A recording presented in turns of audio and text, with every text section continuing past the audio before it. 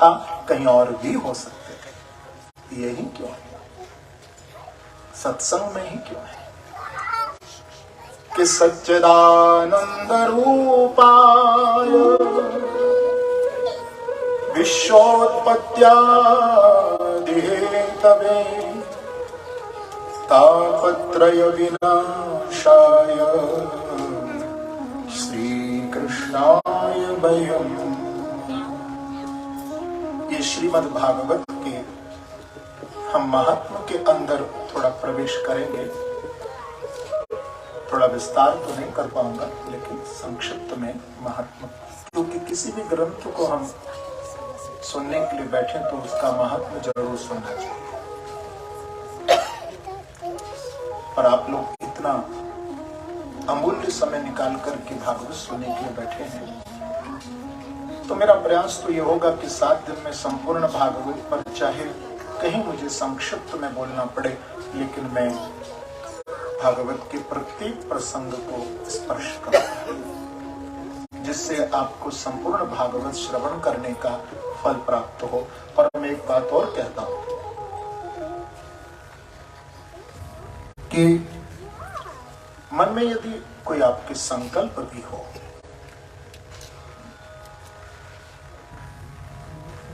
तो आप संकल्प रखकर भी भागवत सुन सकते हैं, क्योंकि मेरे जीवन के तो बहुत से प्रत्यक्ष किम प्रमाण जिन्होंने निष्ठापूर्वक श्रीमद् भागवत को सुना है, और वो चाहे लौकिक संकल्प हो चाहे पारलौकिक संकल्प हो, वो पूर्ण हुआ है। लेकिन बस उसमें मैं एक बात जरूर कहा करता हूं कि भाई कभी कभी हम जब संकल्प लेकर के ऐसे अनुष्ठान में बैठते हैं तो हमें एक बात का ख्याल जरूर रखना चाहिए, जैसे आज जहां बैठो ना बस वहीं कल बैठिए। अगर संकल्प हो तो आप लोग कहेंगे कि भाई कोई दूसरा आके अगर वहां बैठ जाए तो और हमको जगह दे दे तो ठीक है, नहीं दे तो क्या उससे झगड़ा करें? नहीं, झगड़ा नहीं करना है। अगर आपको जगह मांगने से दे दे, भाई हम कल बैठे थे, हमको यदि आपको जगह ना दी जाए तो आप ऐसा कर सकते हैं, यदि कोई मन में संकल्प हो कि हम भागवत की कथा सप्ताह से अनुष्ठान सुनेंगे, तो आप घर से एक छोटा सा आसन ले आइए अपना, और जहां भी जगह मिले वहीं बैठ कर के, क्योंकि आसन भी आपका सिद्ध होता है। जहां भी आपको बैठकर जगह मिले वहीं बैठ करके आप सुनिए। तो सच्चिदानंद रूपाय विश्वोत्पत्त्यादि हेतवे तापत्रय विनाशाय श्री कृष्णाय वयम नमः। ये प्रथम मंत्र है महात्मा का। आप लोग सभी बोलिए पहले इस मंत्र को, मैं टुकड़े करके बोलूंगा। कहिए, सच्चिदानंद रूपाय सच्चिदानंद रूपाय विश्वोत्पत्त्यादि हेतवे विश्वोत्पत्त्यादि हेतवे तापत्रय विनाशाय श्री कृष्णाय वयं नमः। श्री कृष्णाय वयं नमः। मैंने आपसे क्यों बुलवाया? देखिए, इस मंत्र में ही ये बात कही गई है। जब भागवत के महात्मा का प्रारंभ हो रहा है तो कहते हैं वयं नुमा, चाहे वयं नुमा कहो चाहे वयं नुमा कहो, व्याकरण की दृष्टि से वयं नुमा भी बोल सकते हैं और वयं नुमा। वयं शब्द का अर्थ होता है हम सब। संस्कृत में वयं माने हम सब। अहम आवाम वयं, अहम माने मैं, तो अहम शब्द भी आ सकता था। वेद व्यास भगवान लिखते हैं वयं नुमा, माने अकेले परमात्मा श्री कृष्ण को प्रणाम नहीं कर रहे हैं, कहते हैं हम सब मिल करके उनको प्रणाम करें। वयं नुमा, वयं। वो कौन है जिनको हम प्रणाम कर रहे हैं? सच्चिदानंद रूपाय श्री कृष्णाय वयं नमः, विश्वोत्पत्त्यादि हेतवे वयं नमः, तापत्रय विनाशाय वयं नमः। जिनका सच्चिद आनंद स्वरूप है। कभी कोई व्यक्ति बहुत सुंदर होता है, तो क्या सुंदर व्यक्ति कोई प्रणाम करने योग्य होता है क्या? ऐसा तो नहीं। क्या उसके सौंदर्य को हम प्रणाम कर रहे हैं? नहीं, नहीं। कोई व्यक्ति सुंदर होगा, लेकिन उसके कर्म अगर सुंदर नहीं है तो प्रणाम योग्य होगा नहीं। आप ये कहते हैं कि भाई बड़ा सुंदर है, लेकिन इसका कर्म अच्छा नहीं।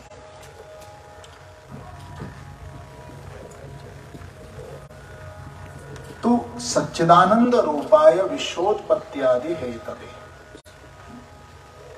जिनको यहां प्रणाम किया जा रहा है वो कौन है? कृष्ण जी। श्री कृष्णाय वयं नमः, जो सत है, जो चिद है, जो आनंद है। सत रूप से वो दिखते नहीं है।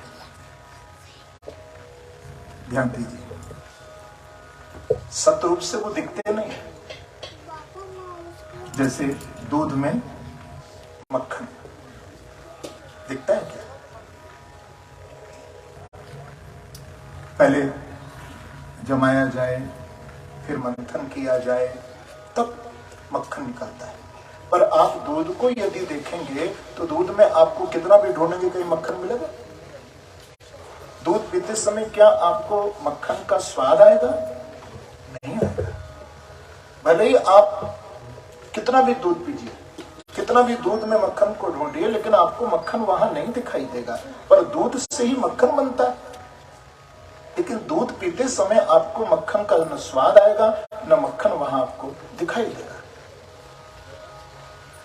तो वो सत रूप से है, पर दिखते नहीं है। चिद रूप से दिखते हैं। किस रूप में? कभी राम बन करके आते हैं, तो कभी कृष्ण बन करके आते हैं। ये उनका चिद रूप है। और आनंद तो है ही। यदि आनंद वो नहीं होते तो आप सोचिए, हम जब सत्संग से उठते हैं या भगवान नाम संकीर्तन करके जब जाते हैं तो हम कहते हो क्या, हाँ कितना आनंद आया। अरे आनंद की बात मैं करूं तो हम तो संसार के व्यक्ति के लिए भी ऐसा कह देते हैं, संसार की वस्तु के लिए भी ऐसा कह देते हैं, भाई ये हमने मिठाई खाई, इसमें बड़ा आनंद आया। रसगुल्ला खाया, आज क्या बनवाया? यहाँ कुछ बना नहीं था। हाँ रसमलाई, वाह, तो मेरे लिए लेके जरूर चलना।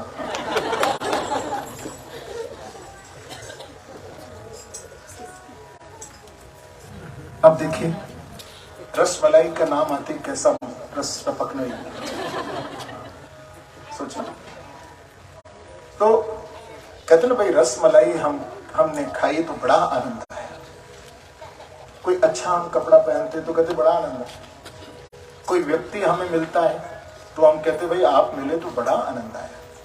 तो आप सोचिए, एक व्यक्ति में, एक वस्तु में, एक पदार्थ में इतना आनंद, एक बिंदु जहां हमको आनंद दिखाई दे रहा है। तो जब बिंदु है तो कहीं सिंधु भी होगा। हमारे घर में यदि पानी नल से गिर रहा है तो कहीं ना कहीं तो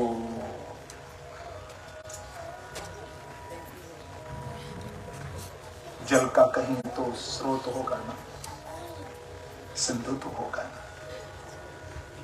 अटल हाउस तो होगा ना।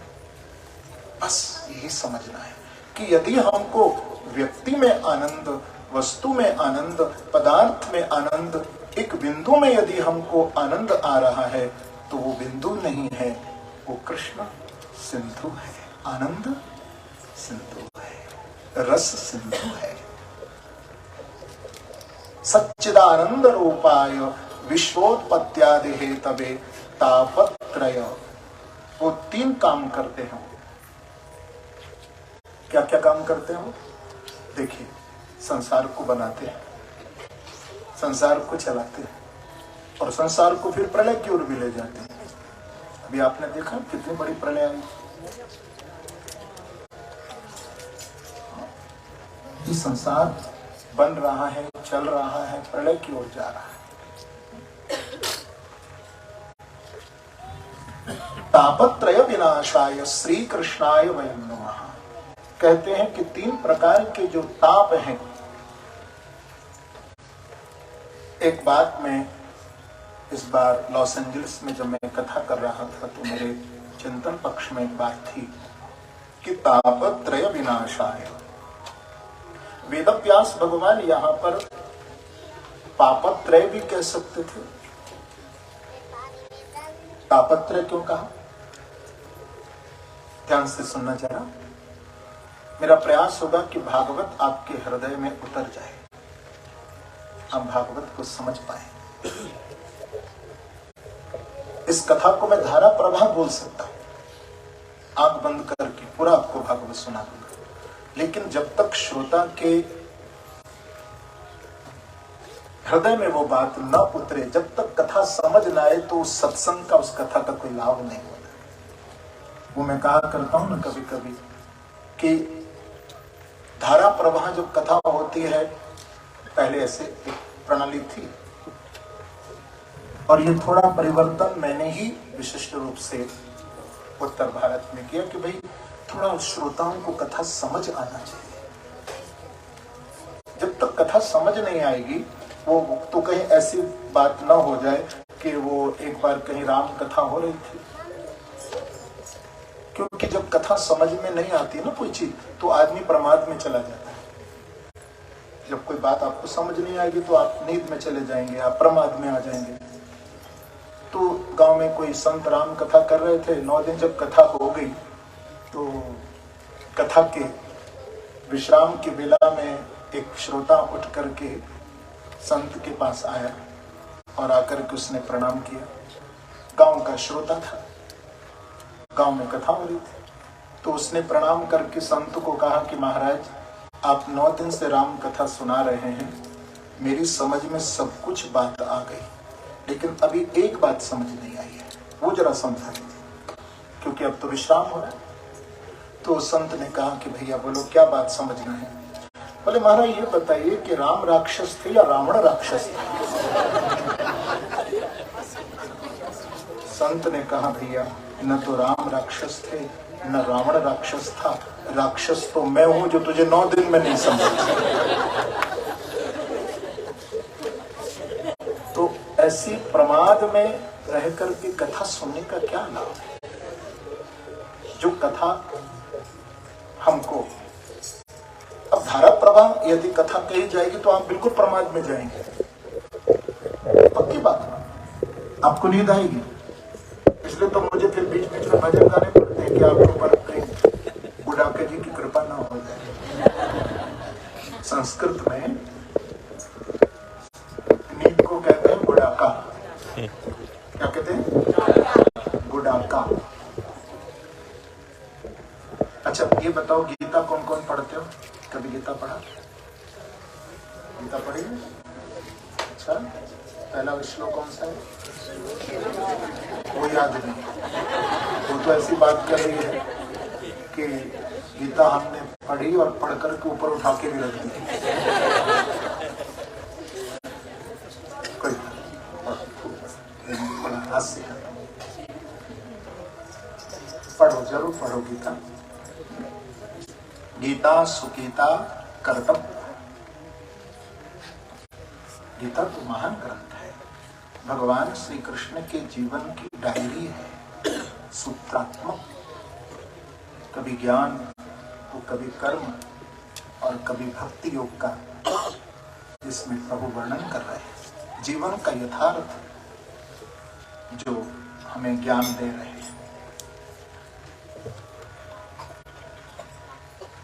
तो प्रमाद में हमें कथा नहीं सुनना, क्योंकि गीता में मैंने इसलिए गीता का नाम लिया क्योंकि गीता में अर्जुन का एक नाम आया है गुडाकेश, और वहीं से ये नाम लिया गया। किसी ने मेरे से पूछा कि गुरुजी ये गुडाकेश नाम, कुंती पुत्र, ये तो समझ आते हैं, गुडाकेश का अर्थ क्या है? गुडाकेश माने निद्रा का पति। अर्जुन निद्रा का पति है, क्योंकि एक बार भगवान कृष्ण और अर्जुन जब भ्रमण करने को गए थे तो भगवान ने देखा था कि एक सुंदर कोई स्त्री बैठ करके आंखें बंद करके ध्यान अवस्था में थी। तो भगवान ने कहा अर्जुन को कि अर्जुन जाओ, तुम देखो ये किसका ध्यान कर रही है, ये कौन है? तो अर्जुन गए और जाकर के अर्जुन ने प्रणाम किया और कहा कि देवी आप कौन है? तो उसने कहा कि मेरा नाम है गुडाका, निद्रा। तो अर्जुन ने पूछा कि आप यहां बैठ करके किसका ध्यान कर रही हैं? बोले मैं कृष्ण को पति रूप से प्राप्त करने के लिए मैं भगवान कृष्ण का ध्यान कर रही हूं। तो अर्जुन ने कहा गुडाका तुम्हें मालूम है कृष्ण की तो बहुत सी शादियां हो चुकी, 16,000। उसका भी तात्पर्य बताऊंगा वो क्या है लीला प्रभु की। तो उनके संग शादी करके तुमको तो सुख मिलने वाला है, तो ये बात तुम छोड़ो। यदि विवाह करना है तो तुम मेरे संग करो ना, मैं गांडीवधारी अर्जुन। तो गुडाका ने कहा कि अर्जुन सुनो, तुम हो नर और वो है, तुम्हारे संग शादी करके मुझे संसार की ही तो बातें सब सुनने को करने को मिलेंगी। तुम्हारे साथ में क्या करूंगी मैं शादी करके? उनके संग शादी होगी, उनका सत्संग, उनकी कथा, उनका दर्शन, उनकी सेवा। जब अर्जुन की एक नहीं चली तो वापस अर्जुन भगवान कृष्ण के पास आए। दूर भगवान बैठे थे, सब देख रहे। जब आए भगवान ने पूछा कि अर्जुन बहुत धीरे धीरे बातें कर रहे थे भैया, ऐसी क्या स्पेशल बात थी? तो कहा कि भगवान वो अपना नाम बता रही है गुडाका और आपके संग करना चाहती है शादी। तो एकदम भगवान बोले फिर तुमने बात नहीं चलाई? तो अर्जुन बोले भगवान जब आपके संग शादी करना चाहती है तो मैं कैसे बात चलाऊं? पर सच्ची बात नहीं बताई कि मैंने सारे जोर लगा दिए। जब एक नहीं चली तब आपके पास आया। तो भगवान ने कहा कोई बात नहीं, मैं अभी चलता। तो उठकर के कृष्ण गुडाका जी के पास आए। और ये महाभारत का प्रसंग है, ये सत्य प्रसंग है। तो भगवान ने आकर के गुडाका को कहा कि अरे गुडाका देख, मेरी आज्ञा है तू शादी अर्जुन के साथ कर, और तू चाहती है ना कि मेरी कथा सुनने को मिले, मेरा सत्संग मिले। तो देख गुडाका, आज मैं तुझे वरदान दे रहा हूं कि जहां जहां मेरी कथा होगी, जहां जहां मेरा सत्संग होगा, वहां वहां तुझे सम्मान जरूर मिलेगा। तो कथा सुनते समय यदि आपको थोड़ी भी झपकी आने लग जाए ना, थोड़ा भी आपको प्रमाद आने लग जाए, तो समझ लेना कि गुडाका जी आ गई।